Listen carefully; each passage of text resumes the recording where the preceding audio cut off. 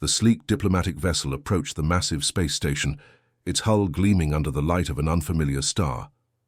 Inside, Kim Hyun straightened his formal uniform one last time before entering the chamber where humanity's fate would be decided. After decades of deep space exploration, humans had finally been invited to meet the Galactic Council, a gathering of 17 advanced species who governed known space. Kim took a deep breath as the massive doors slid open. The council chamber stretched before him, a vast semicircle with raised platforms holding representatives from across the galaxy. Some appeared almost human-like, while others defied easy description. Crystalline structures that pulsed with light, floating gas, clouds contained in elaborate machinery, and beings that seemed to shift between solid and liquid states. Representative Kim Hyun of Earth announced the translator device at his collar, here to petition for humanity's recognition among the galactic community. The central figure, a tall, blue-skinned being with 4 arms and eyes that reflected light like a cat's, nodded slightly. "I am High Counselor Wren. We welcome Earth to this historic meeting." For hours, Kim presented humanity's case, their technological achievements, cultural diversity, and peaceful intentions. Most council members listened with interest, asking thoughtful questions about Earth's development and social structures. The atmosphere seemed promising until a harsh clicking sound interrupted from the far side of the chamber. The source was a Vexari representative, a species with exoskeletal features and sharp, angular limbs.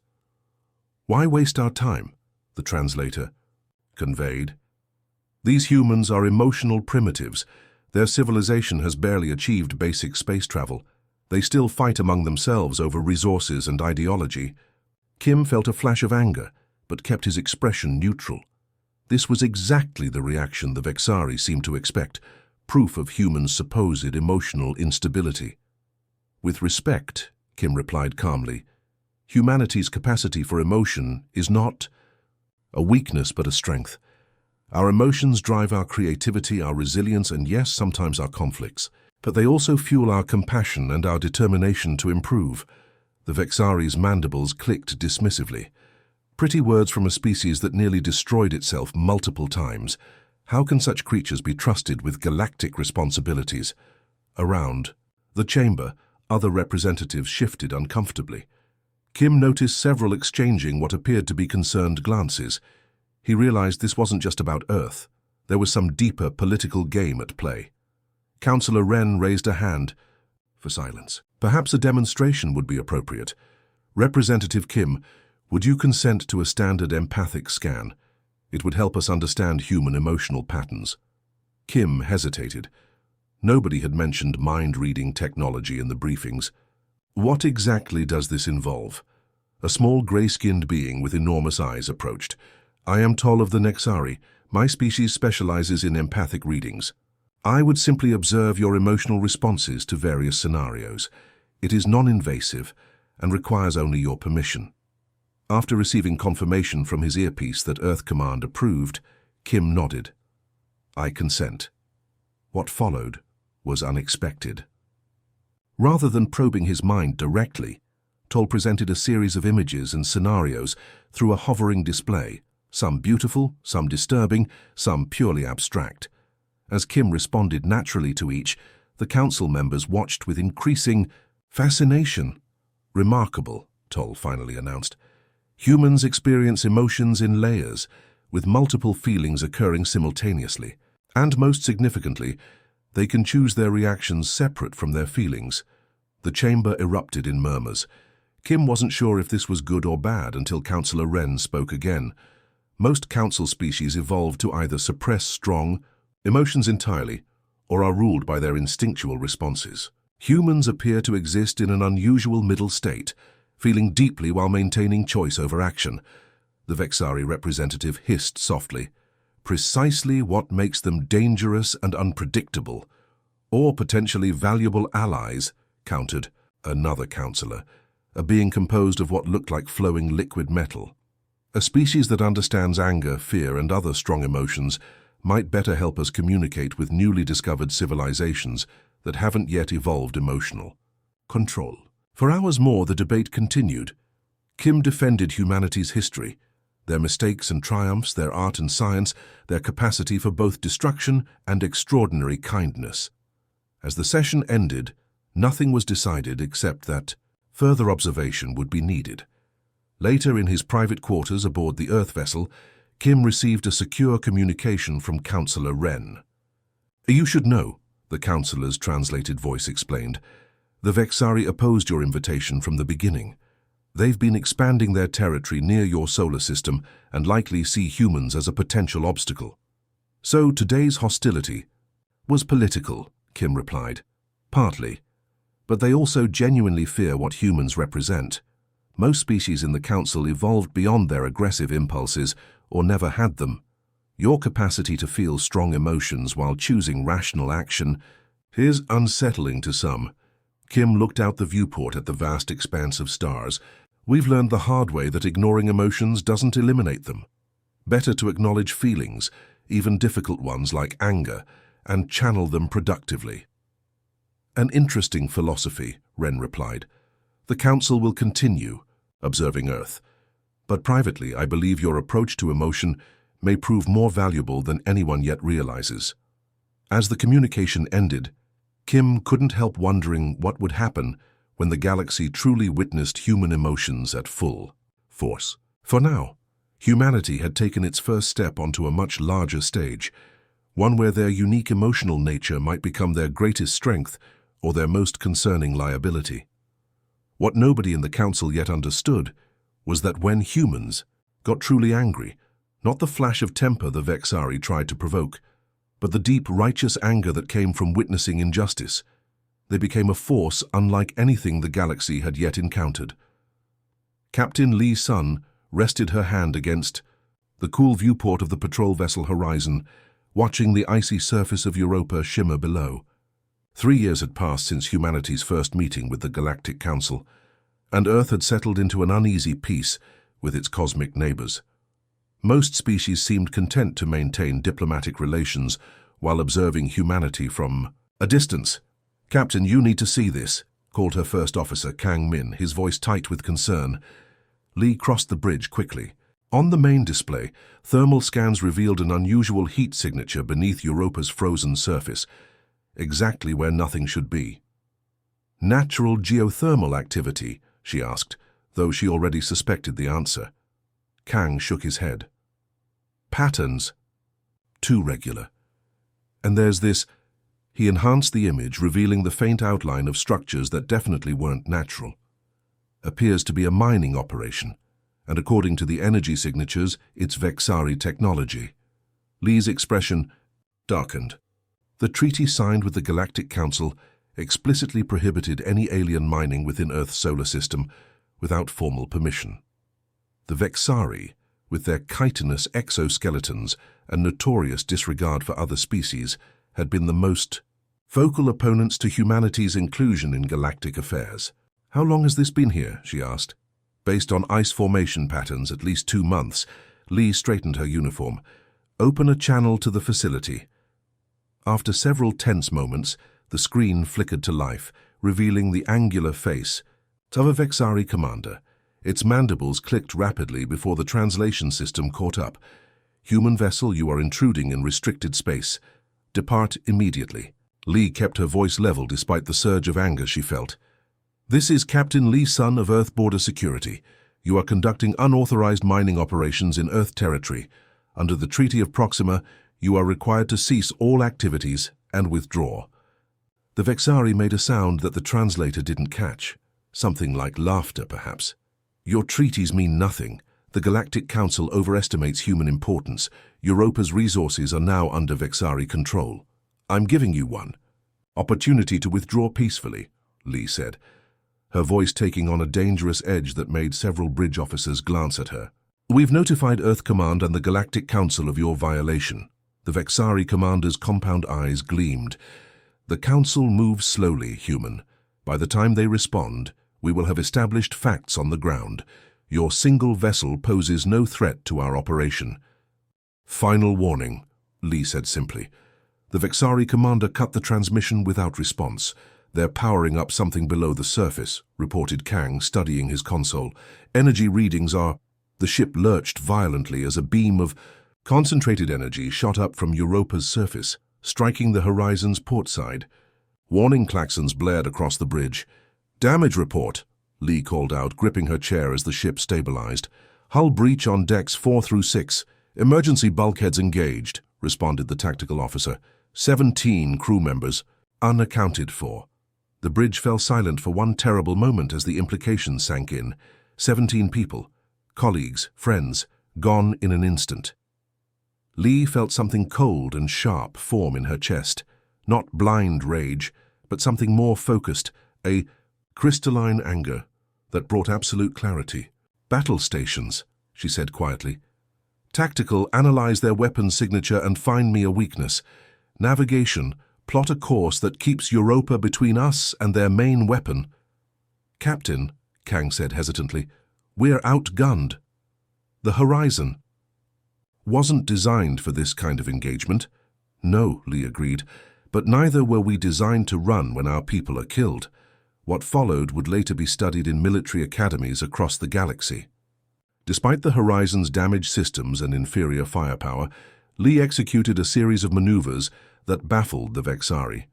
She used Europa's gravity to slingshot the ship into an attack vector the enemy couldn't track, targeting not their main weapons, but their environmental systems. "They evolved on a high-pressure world," she explained to her bridge crew. "Their exoskeletons require significant atmospheric support in space. Target those systems, and we force a surrender without destruction." 2 more Vexari shots grazed the horizon, but Lee's focus never wavered. Her anger didn't cloud her judgment, it sharpened it, pushing away fear and hesitation. When the final attack came, the horizon skimmed just above Europa's surface, using a frozen geyser as cover, before rising at an impossible angle to deliver a precision strike against the Vexari facility's life support hub. Within minutes, emergency signals came from the Vexari base. Their commander appeared again on screen, mandibles now moving frantically. "Cease attack, you've breached our atmospheric controls. We cannot sustain life much longer." "Withdraw from Europa." "Completely," Lee responded, her voice ice-cold. "Surrender. Your mining equipment and weapons. A Council peacekeeping force will arrive within 12 hours to ensure compliance." The Vexari had no choice but to agree. 3 days later, a special session of the Galactic Council convened to address the incident. Lee stood before representatives of 17 species, recounting the events with precise detail. She noticed several council members watching her with something new in their expressions. Not just curiosity now, but wariness. "What troubles us," said one crystalline being through its translator, "is not that you defended yourself, but how you did so. Our observers report that you were angry, yet your tactics showed remarkable restraint and precision. Most species, when angered, become less effective in combat, not more. Humans are different that way," Lee explained simply. "Anger doesn't have to make us irrational. Sometimes it gives us focus."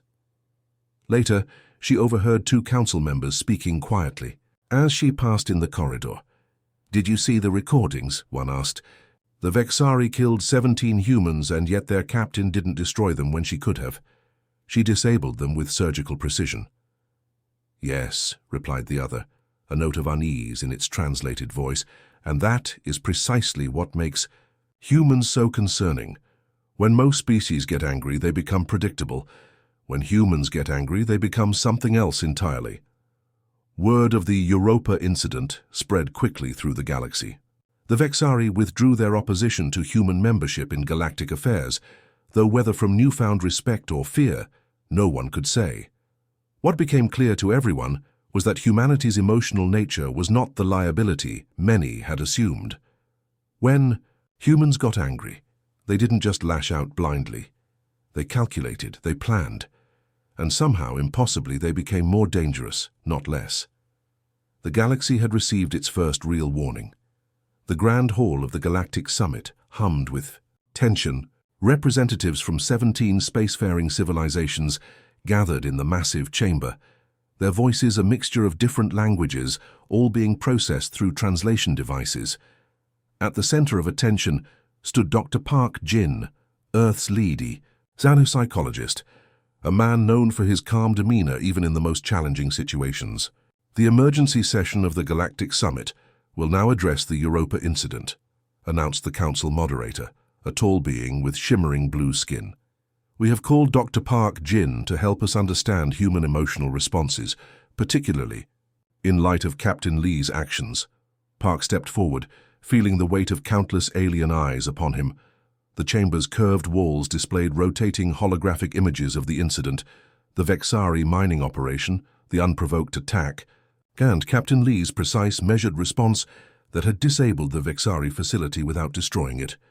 "Thank you for the opportunity to speak," Park began. "I understand there are concerns about human anger and how we process emotions." A Vexari representative clicked its mandibles aggressively. "Concerns? Your species becomes more effective when enraged. This defies biological norms across the galaxy. It makes humans unpredictable and dangerous." Park nodded, acknowledging the point without defensiveness. "I'd like to offer some context about human emotional processing, if I may." He gestured toward the display controls, and the images changed to show brain scans, human ones with certain regions highlighted in different colors. "For humans, anger exists on a spectrum," Park explained. "At one end is mild irritation, a momentary response that might make us speak sharply or frown. At the other extreme is rage, an overwhelming emotion that can indeed cloud judgment." He paused, making eye contact with several council members. "But there's something in between that appears unique to humans, what we sometimes call cold anger, or righteous anger." The displays shifted to show side-by-side comparisons of human brain activity under different conditions. When the 17 crew members died on the horizon, Captain Lee experienced profound anger. But rather than allowing it to overwhelm her rational faculties, she channeled it. This actually increased blood flow to her prefrontal cortex, the region responsible for planning and decision-making. A slender, almost translucent being rose from the Arthosian delegation. "This contradicts everything we know about emotional response patterns. For most sentient species, strong emotions trigger survival instincts that bypass higher reasoning."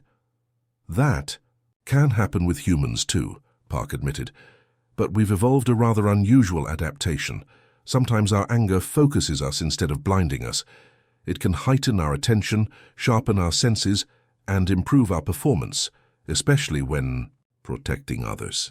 The chamber erupted in concerned murmurs. Park waited for them to subside before continuing. "With your permission, I'd like to show you something that might help illustrate this concept." After receiving approval, Park initiated a series of recordings showing human military training exercises.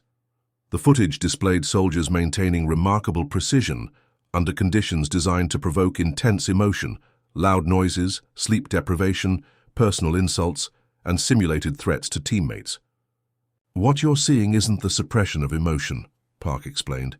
"These individuals are feeling their anger fully, but they're using it as fuel for focus rather than letting it control them." The Arthosian representative spoke again, voice tinged with concern. "We evolved past such responses 500,000 years ago. Our ancestors who reacted emotionally to threats died out because they made tactical errors. Only the coolly logical survived." Park nodded respectfully. "A valid evolutionary path. Humans took a different one. We found ways to integrate emotion with rationality rather than separating them." He called up historical footage, human emergency responders rushing into burning buildings, medical workers performing under extreme pressure, ordinary civilians risking themselves to help strangers during disasters. "These aren't people acting without emotion," Park said quietly. "These are humans feeling deeply, fear, grief, anger, and choosing to act with precision and purpose anyway, not despite their emotions but partly because of them." A council member from the methane-breathing Dorvan species waved its sensory appendages. "This explains much about human history. Your art, your persistence through setbacks, your seemingly contradictory behaviors, they stem from this unusual emotional processing." "Yes," Park agreed. "We feel strongly, but we can choose how to express those feelings." The Vexari representative wasn't satisfied. "This only confirms our concerns. A species that becomes more dangerous when provoked is inherently unstable, Cirque considered this before responding. With respect, I disagree. A species that feels deeply but maintains control is actually highly stable. Our emotions connect us to each other and to our values. They help us determine what matters and what's worth protecting. The chamber grew quiet as Park called up one final image. Captain Lee in the aftermath of the Europa incident, tears on her face as she honored the fallen crew members, even as she maintained perfect composure during the crisis itself. This is human strength, Park said simply. Not the absence of emotion, but emotion directed with purpose. The Arthosian representative studied the image thoughtfully. I believe I understand now why your species has survived despite your relatively fragile physiology. You don't just get angry. You transform anger into something terrifying. Park smiled slightly. We prefer to think of it as transforming it into something protective. After the session concluded, Park found himself approached by a group of council species in a private antechamber. The leader, a being composed of what appeared to be flowing liquid metal, spoke directly. Your presentation was illuminating, Dr. Park, but you omitted something crucial. Park raised an eyebrow. What might that be? The implications, the being replied. If humans channel anger into precision and focus rather than chaos, then provoking humanity isn't just dangerous, it's tactically counterproductive. An enemy would be better off leaving humans content than giving them something to be angry about. Park's expression remained neutral, but his eyes reflected understanding. That's an interesting observation. It's more than observation, the being continued. It's a warning the galaxy should heed. The Vexari made a fundamental miscalculation in attacking your ship. They expected either an emotional overreaction they could exploit or a cold, logical response they could predict. Instead, they encountered something they had no framework to understand. As Park left the chamber, he heard whispers follow him, not of fear exactly, but of a new kind of respect. The galaxy was beginning to realize that humanity's emotional nature wasn't a weakness to be dismissed or a quirk to be tolerated. It was, perhaps, the most formidable force any of them had yet encountered. The emergency alert shattered the pre-dawn quiet of Admiral Choi Tai's quarters aboard the UES Intrepid. He was fully alert in seconds, years of military training overriding the disorientation of interrupted sleep. Admiral, the ship's AI announced, priority transmission from Galactic Council headquarters. Choi pulled on his uniform jacket. Put it through. The wall screen flickered to life, revealing the grave face of High Counselor Wren. Even through the alien's blue features, Choi could read the unmistakable signs of fear. Admiral Choi, I regret this is not a diplomatic call. The Krell have broken through our outer defensive perimeter. Choi went still. Everyone in Earth's military knew about the Krell, a previously unknown species that had appeared from uncharted space 6 months ago, attacking without warning or apparent motive. Until now, the conflict had remained at the edges of Council. Space, far from Earth. How bad? Choi asked simply. 3 Council worlds have fallen in the last 26 hours. Their defensive fleets were obliterated. Wren's forearms moved in a gesture that translated across species as helplessness. The Krell technology exceeds our projections. They adapt to our tactics with impossible speed. And you're calling Earth because? The Council has formally voted to request Earth's military assistance. Wren's eyes reflected the light strangely. We need your help, Admiral. Specifically, we need you. Within hours, the Intrepid and 3 other human battleships were en route to the rendezvous point where a desperate multi-species fleet was assembling.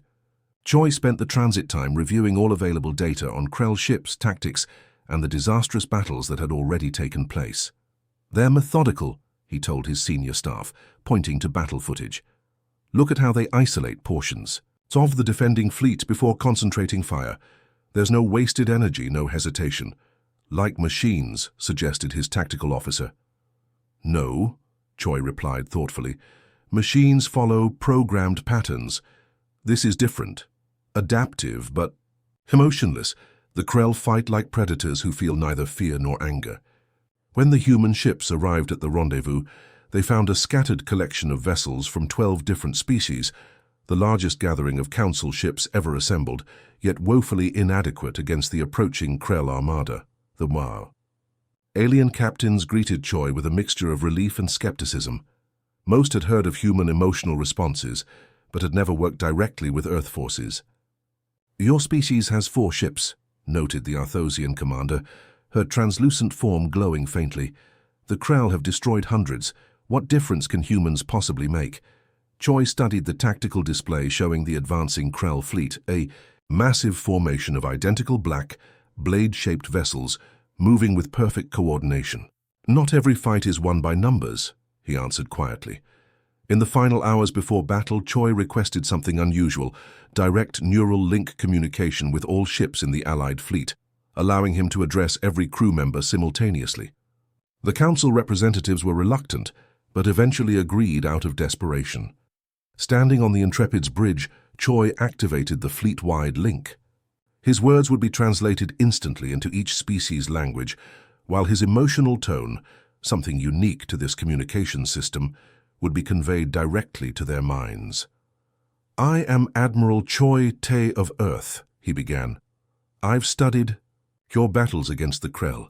I've seen your courage and your losses. Today we fight together, not just for our individual worlds, but for all sentient life in this galaxy." He paused, looking at the faces of his own crew, humans who had volunteered to defend species they'd barely met. "The Krell believe they understand us. They've calculated our ship strengths, our weapon capabilities, our tactical doctrines. What they cannot calculate is our resolve. When humans fight for those we have sworn to protect, when we are truly angered by injustice, the enemy will learn to tremble." Across the fleet, crews of a dozen different species felt an unexpected sensation through the neural link, the controlled, focused human anger that Dr. Park had described to the Council. Not blind rage, but something more refined, a fierce determination backed by emotional depth that most had never experienced. "The Krell fight without emotion," Choi continued. "They see this as strength. Today, we will show them their mistake. We will fight with precision born from righteous anger.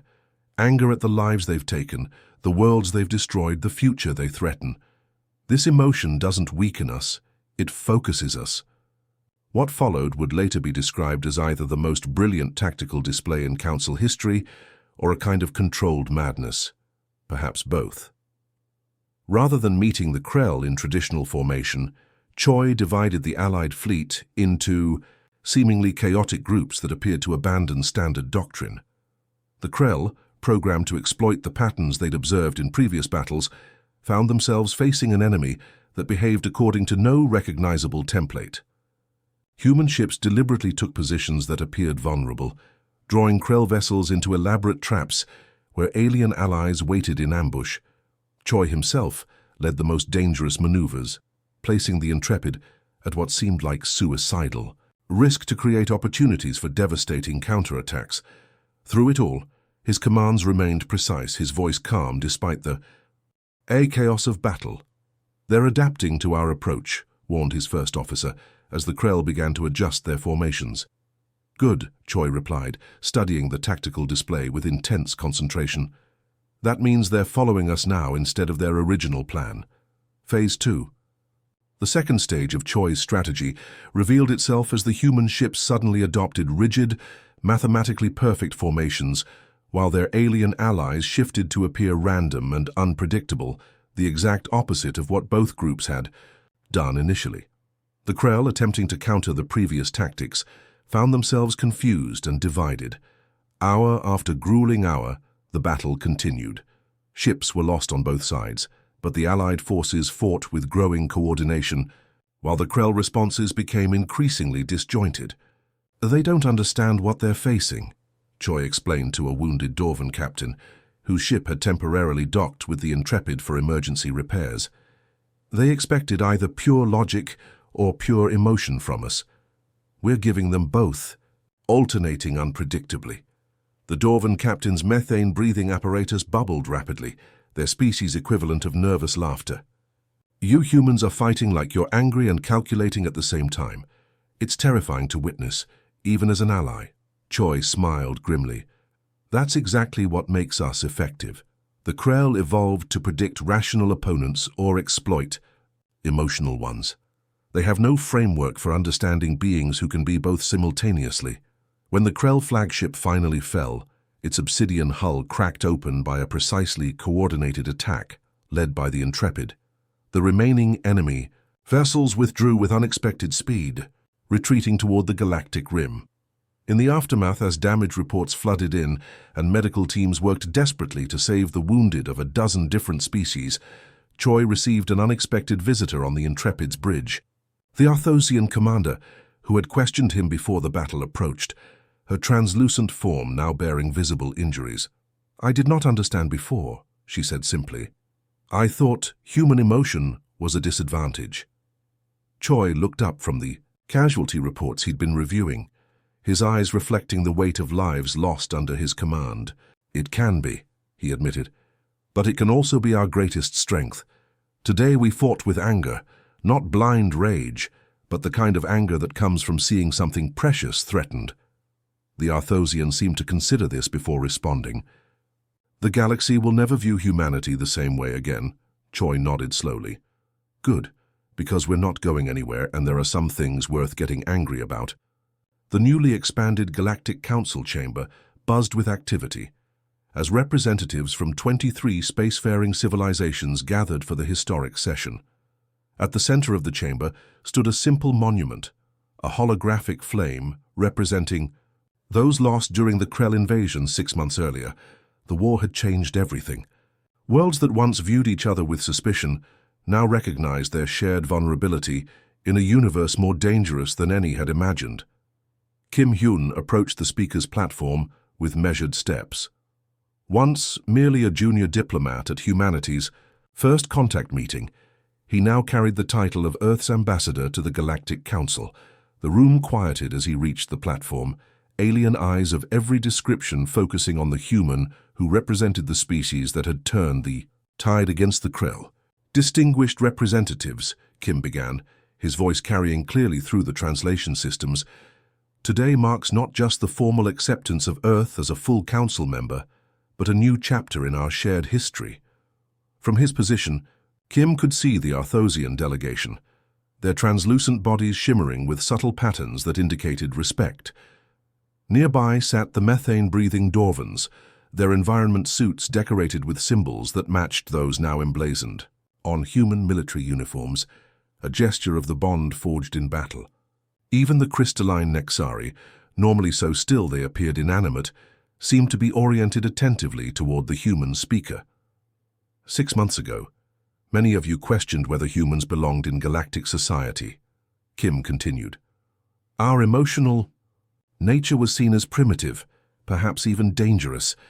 Today I won't claim those concerns were without merit. Emotions can indeed be destructive when mishandled. He paused, looking toward the Vexari delegation. Their normally aggressive posture seemed subdued today, their chitinous exoskeletons adorned with formal markings. What we discovered together is something humans have always known but struggled to articulate. Emotions are not opposed to reason. They inform it. They tell us what matters, what's worth protecting, what requires our attention.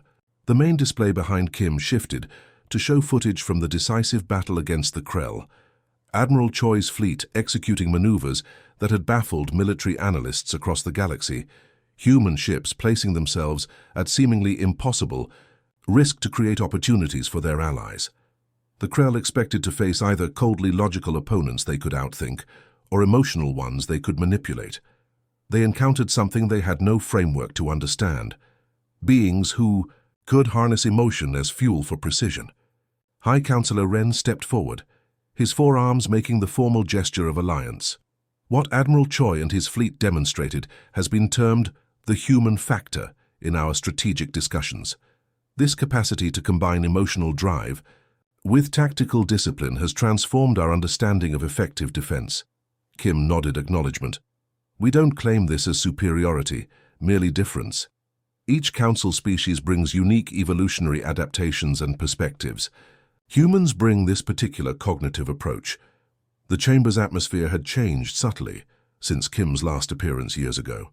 Where once he had felt curiosity tinged with dismissiveness from many delegates, now he sensed something closer to cautious respect. Earth accepts the Council's offer to serve as defensive coordinator for the mid-armed sectors, Kim continued. Our military advisors will work with all member species to establish new protocols based on what we've learned from the Krell encounter. A ripple of something like relief moved through the gathering. Several species that had initially opposed human membership now appeared among the most supportive. After the formal proceedings concluded, Kim found himself approached by the Vexari representative, the same one who had dismissively called humans emotional primitives years earlier. Its mandibles moved in what Kim had learned was a gesture of formal deference. Ambassador Kim, the Vexari's translator, conveyed, "My government has authorized me to extend a formal apology for our previous misconceptions regarding humans." Kim maintained diplomatic composure, though he couldn't help feeling a certain satisfaction.